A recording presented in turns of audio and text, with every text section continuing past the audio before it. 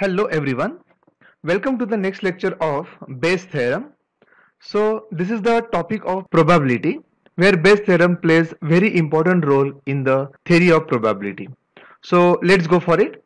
The Bayes theorem is also known as the theorem of reverse probability, and this gives us the probability of a cause. So due to Bayes theorem we are able to find out probability of why this event have happened. The statement of this Bayes theorem is let A1, A2 and A3 to An be the partition of sample space S and let B be the event defined on S. So S is a sample space here that is covering all the possible outcomes, and let A1, A2 up to An are the n partitions of the sample space. Then Bayes theorem states that the conditional probability, that is probability of AI upon B, this is conditional probability of AI expecting that the event B have already happened, is given by probability of AI into probability of B upon AI upon summation of P of AI into P of B upon AI. Okay, so if we denote this probability of AI by Pi and the conditional probability of B on AI is a Pi dash, then we have the formula Pi Pi dash upon P1 P1 dash plus P2 P2 dash plus and so on plus Pn Pn dash. So Pi into Pi dash is nothing but the ith favorable outcome out of all possible outcomes. Therefore, this formula gives us the probability of favorable outcome. Okay, let's see first example on this. There are 3 unbiased and 1 biased coin. Okay, so biased coin is nothing but it gives us always head in a bag. So there are total 4 coins. A coin is chosen randomly and tossed 4 times. If head occurred 4 times, then what is the probability that a biased coin was chosen? So very important thing is here to understand the example. So there is a bag and there are total 4 coins, 3 unbiased, that is fair coins, and 1 biased coin. Okay, now one coin is taken randomly and tossed 4 times, and all 4 times we got head.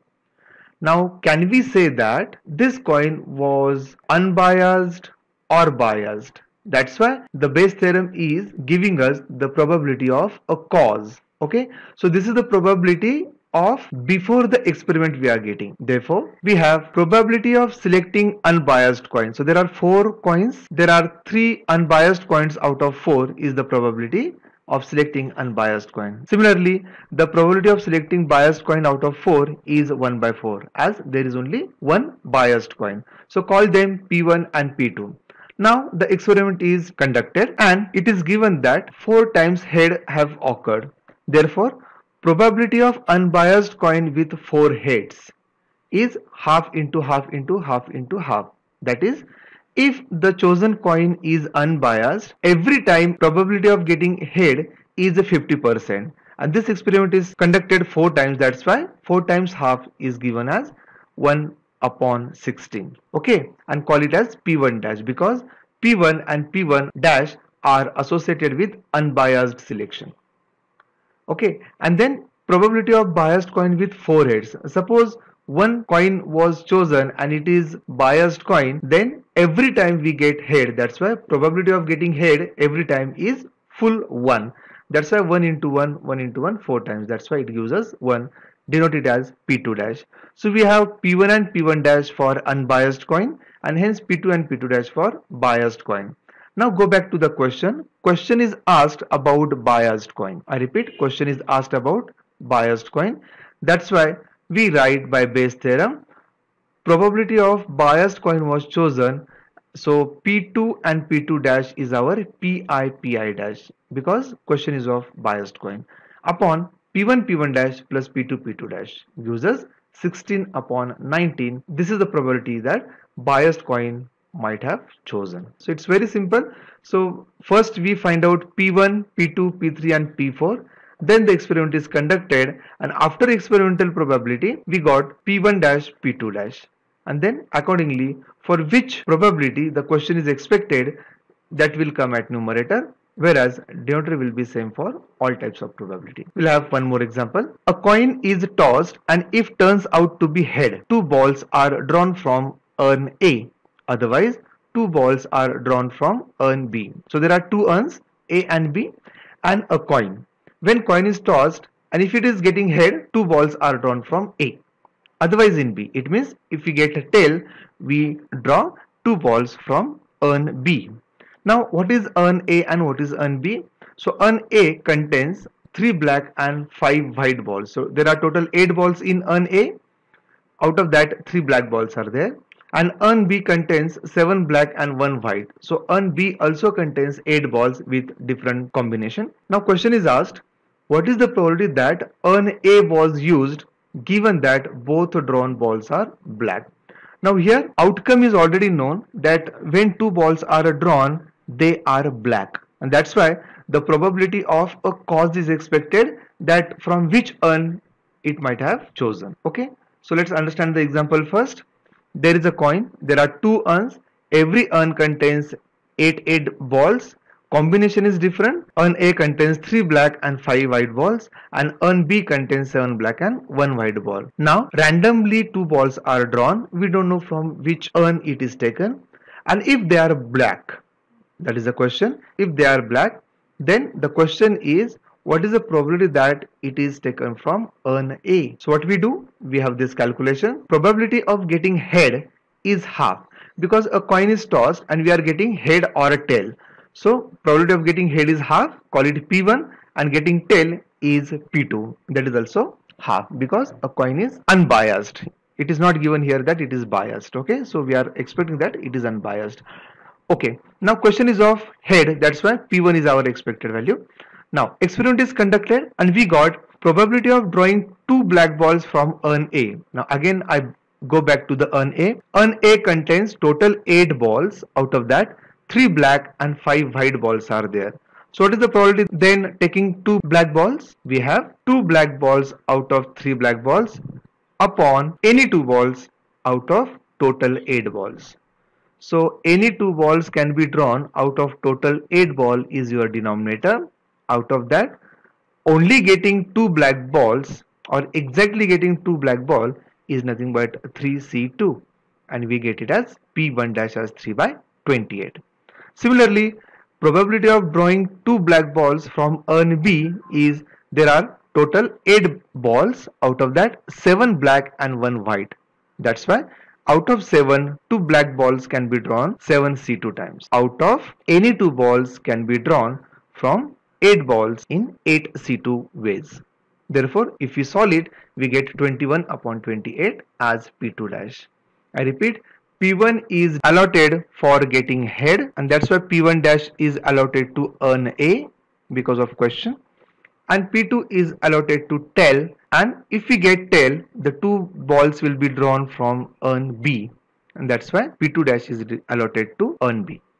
Then by Bayes theorem, question is asked about urn A, and that's why we have P1 dash at numerator because P1 is allotted to A.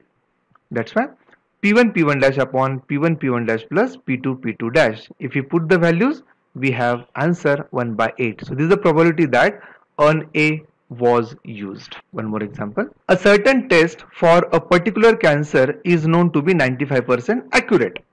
Okay, so some probability will be 0.95 and another probability its negation will be 0.05.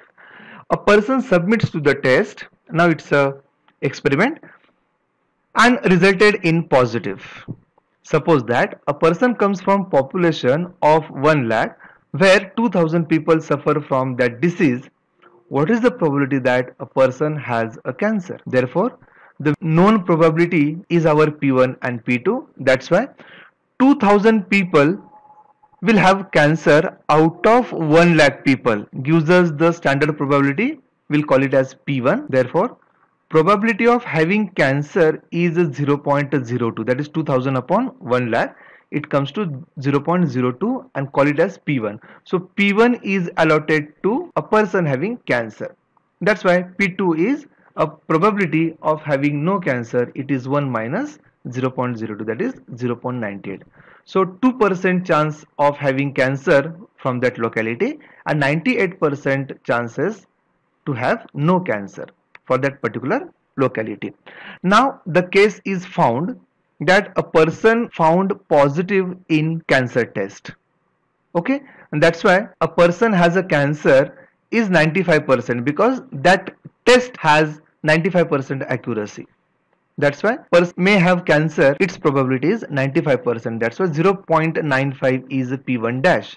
Okay, so see, P1 is for having cancer, P1 dash is for that particular person having cancer. Okay, and a probability of a person has no cancer is nothing but 1 minus 0.95, that is 0.05, that is P2 dash. Now question is asked about what is the probability that person has a cancer. That's why P1 and P1 dash will be the numerator in Bayes theorem.